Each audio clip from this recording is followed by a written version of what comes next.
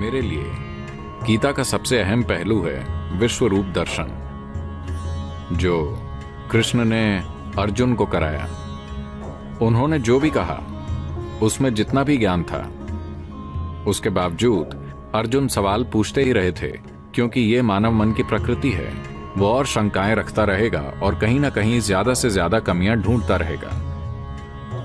लेकिन जैसे ही उन्होंने दिखाया कि वो कौन है, अपनी समावेशी प्रकृति के संदर्भ में किस तरह पूरा अस्तित्व उनका एक हिस्सा है, और उन्होंने ये इसलिए दिखाया क्योंकि वो अर्जुन और दुनिया में हर किसी को ये बताना चाहते हैं कि आपकी प्रकृति भी यही है। अगर आप इच्छुक हैं, अगर आप अपने अस्तित्व के आयाम को खोलते हैं, तो आप हर चीज को स्वयं के रूप में अनुभव कर सकते हैं। मेरे लिए सिर्फ यही चीज मेरे मार्गदर्शन का स्रोत रही है कि आखिरकार योग शब्द का अर्थ होता है जुड़ना। मेरे लिए योग की चरम अभिव्यक्ति है कृष्ण, क्योंकि उन्होंने उसे दर्शाया। पूरी शिक्षा का सबसे महत्वपूर्ण पहलू यह है कि वो अर्जुन को दिखा पाए कि सारा ब्रह्मांड, चाहे वो पौधे हों, पशु, ये वो ग्रह, सब कुछ मेरा एक हिस्सा है, क्योंकि यही मानव चेतना की प्रकृति है। मानव चेतना का ऊपर उठना या मानव चेतना का उत्थान बहुत बहुत महत्वपूर्ण है, क्योंकि नैतिकता, नैतिक मूल्य, सदाचार, ये सब हमारे साथ तभी होते हैं जब चीजें सही चल रही हों। जब संकट होता है या जब मृत्यु हमारे सामने लटकी होती है, तो सिर्फ एक ही चीज जो हमें उससे परे ले जाती है, वो वाकई मानव चेतना है, जो सर्व समावेशी है, और कृष्ण मेरे लिए उसी के प्रतीक हैं।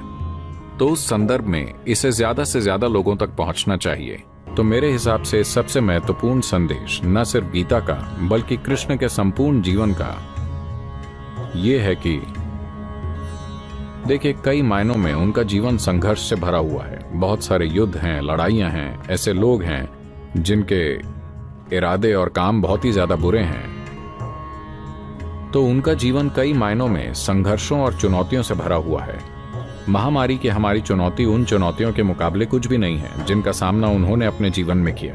तो हालांकि बाकी सभी पांडव, कौरव और दूसरे लोग जो इस नाटक में शामिल हैं, उन सभी ने काफी कष्ट झेला, या तो गुस्से या नफरत या पीड़ा या शर्म के कारण। बहुत सी चीजें हर किसी के साथ हुई, लेकिन कृष्ण वो अकेले इंसान थे जो इस पूरे भयानक नाटक से, बहुत खतरनाक नाटक अगर आप मुझसे पूछें, और भयानक युद्ध और हर चीज से अपने चेहरे पर एक बड़ी मुस्कुराहट लिए हंसते खेलते गुजरे। तो जीवन का सबसे महत्वपूर्ण पहलू है शामिल होना, पूरी तरह से शामिल होना। उन्होंने कभी ये नहीं दर्शाया कि मैं शामिल नहीं हूँ। हर जगह, हर छोटी और बड़ी चीज में, मामूली और महत्वपूर्ण चीजों में, हर चीज में वो पूरी तरह शामिल थे, लेकिन पूरी तरह से खेल भावना में, बिना उसमें उलझे हुए। शामिल लेकिन बिना उसमें उलझे हुए। मेरे हिसाब से ये सबसे महत्वपूर्ण चीज है जो इंसान के साथ होनी चाहिए। खासकर युवाओं की अगली पीढ़ी के लिए उन्हें समझना चाहिए कि भागीदारी का मतलब उलझना नहीं है। आप अपने जीवन में हर चीज में पूरी तरह शामिल हो सकते हैं, लेकिन बिना उलझे हुए। मेरी समझ में, जीवन के मेरे अनुभव में, मेरे हिसाब से ये कृष्ण और उनकी शिक्षा का सबसे महत्वपूर्ण पहलू है, क्योंकि जीवन को खेल भावना से जीना। myज्ञानालय.in भारत के प्राचीनतम वैदिक ज्ञान पर आधारित एक ऐसी वेबसाइट जहां आपको मिलेगा वो सब कुछ जो आपकी मदद करेगा एक पॉजिटिव, एनर्जेटिक और एक हेल्दी लाइफस्टाइल जीने में। तो अभी विजिट कीजिए myज्ञानालय.in। लिव ए सात्विक लाइफ।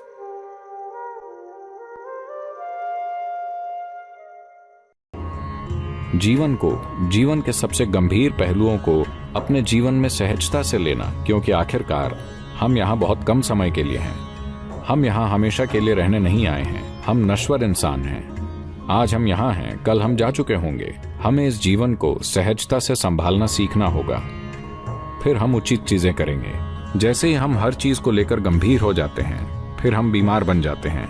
देखिए, कम से कम भारत में जिस तरह हम अंग्रेजी बोलते हैं, अगर कोई कहता है मेरी दादी सीरियस हैं, तो हम समझते हैं कि वो मर रही हैं। तो अगर लोग गंभीर हो गए हैं तो उन्हें समझना चाहिए कि वो जीवन से मौत की तरफ बढ़ रहे हैं। मेरे हिसाब से कृष्ण के संदेश का सबसे महत्वपूर्ण पहलू ये है कि ये जीवन और जीवन है। जब आप कहते हैं गीता, तो हम किसी और के गाए गीत की बात नहीं कर रहे। हम उस गीत की बात कर रहे हैं जो हमारी आत्मा गाती है। मेरा शरीर और आपका शरीर अलग अलग गीत गा सकते हैं। मेरा मन और आपका मन अलग अलग गीत गा सकते हैं। मेरी भावनाएं और आपकी भावनाएं अलग अलग गीत गा सकती हैं, लेकिन मेरी आत्मा और आपकी आत्मा अलग अलग गीत नहीं गा सकती। वो सिर्फ एक ही गीत गाती है। और जिन रूपों में भी उन्होंने इसे भाषा में डालने की कोशिश की, क्योंकि इसे भाषा में ढालना आसान नहीं है, मैं व्यक्तिगत रूप से महसूस करता हूं कि ये करीब करीब असंभव है। आप उसके आसपास बात कर सकते हैं, असली गीत को कभी भी शब्दों में नहीं ढाला जा सकता। मेरे ख्याल से गीता उसे सबसे नजदीकी संभव तरीके से शब्दों में ढालने की कोशिशों में एक है, जो कई युगों से होते हुए हमारे पास आई है, कृष्ण और महाभारत के समय से। तो इस संदर्भ में सबसे महत्वपूर्ण चीज का मतलब यही है। कृष्ण मेरे लिए योग की एक अभिव्यक्ति है, क्योंकि केवल तभी आप उस वक्त भी खेल भावना से जी सकते हैं जब जीवन और मौत की स्थिति हो, न सिर्फ आपके लिए बल्कि हर किसी के लिए जो आपको प्यारा है, उनके लिए जीवन और मौत की स्थिति हो, आप फिर भी उसे खेल भावना से लेते हैं। ऐसा तभी संभव है जब आप योग में पूरी तरह स्थापित हो चुके हैं। अगर आप योग में पूरी तरह स्थापित नहीं हुए हैं तो जीवन के हालात आपको निचोड़ लेंगे, जीवन के हालात आपको कुचल देंगे। जीवन की परिस्थितियां अलग अलग हालातों में आपको अलग अलग तरह का इंसान बना देंगी, चाहे जीवन हो या मृत्यु। फिर भी आप सहज हैं और खेल भावना में हैं। ऐसा तभी संभव है जब आप योग में गहरे रमे हुए हैं। जहां तक मेरा सवाल है, लोग कृष्ण को कई रूपों में देख सकते हैं। मेरे अनुभव में वो एक सर्वश्रेष्ठ योगी हैं। मैं उन्हें ऐसे देखता हूं। दोस्तों, अभी तक सदगुरु ने जरूरत पड़ने पर हमें सही रास्ता दिखाया है, हमारा माइंड क्लियर करने में हमारी मदद भी की है। लेकिन अब समय आ गया है जब हमें सदगुरु के लिए कुछ करना है। आप सभी को पता होगा कि सदगुरु ने सूख चुकी कावेरी नदी को फिर से जीवित करने का प्रण लिया है। इसके लिए इसके आसपास किसानों द्वारा सदगुरु और ईशा फाउंडेशन की मदद से 242 करोड़ पेड़ लगाने की योजना बनाई गई है। दोस्तों, 242 करोड़ पेड़ लगाना बहुत बड़ा टारगेट है और ये तभी जल्द से जल्द पूरा किया जा सकता है जब हम इसमें सदगुरु जी की मदद करें। इसके लिए हमें ज्यादा कुछ नहीं करना, बस कमेंट या डिस्क्रिप्शन में दी गई लिंक पर क्लिक करना है और एक पेड़ के लिए मात्र 42 रुपए डोनेट करने हैं। आप चाहें तो एक से ज्यादा पेड़ के लिए भी डोनेशन दे सकते हैं। डोनेशन देने के बाद आपको सदगुरु की तरफ से इसका एक सर्टिफिकेट भी आपको सेंड किया जाएगा, जैसा कि एक मुझे भी मिला है जो आप यहाँ देख सकते हैं। तो दोस्तों, मेरी आपसे यही रिक्वेस्ट है, आप जितने ज्यादा पेड़ लगवा सकते हैं आप जरूर लगवाएं। एक पेड़ के लिए आपको मात्र 42 रुपए डोनेट करने होंगे, जो कि शायद आपकी एक दिन की पॉकेट मनी से भी बहुत कम है।